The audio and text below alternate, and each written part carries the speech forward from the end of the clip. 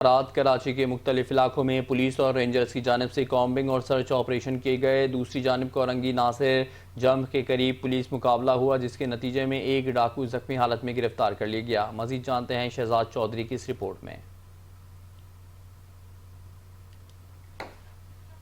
Police और rangers की जानिब से कॉम्बिंग सर्च ऑपरेशन किया गया कराची के मुख्तलिफ इलाकों में। घर आज ही बिल्कुल देखें, रात गए कराची में अमन अमान कायम रखने के लिए पुलिस और रेंजर्स की जानिब से कॉम्बिंग सर्च ऑपरेशन किया गया कराची के मुख्तलिफ इलाकों में। घर घर की तलाशी ली गई, जबकि खारजी और दाखिली रास्तों को बंद करके होटल पे बैठे हुए अफराद की भी जो है तलाशी ली गई। डिवाइस की मदद से जो है क्रिमिनल रिकॉर्ड चेक किए गए।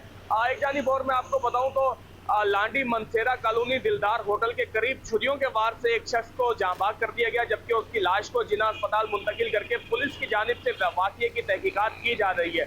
एक जानिब और मैं आपको बताऊं तो कुरंगी नासिर जम के करीब जो है पुलिस मुकाबला हुआ, जिसमें एक डाकू को जख्मी हालत में गिरफ्तार किया गया।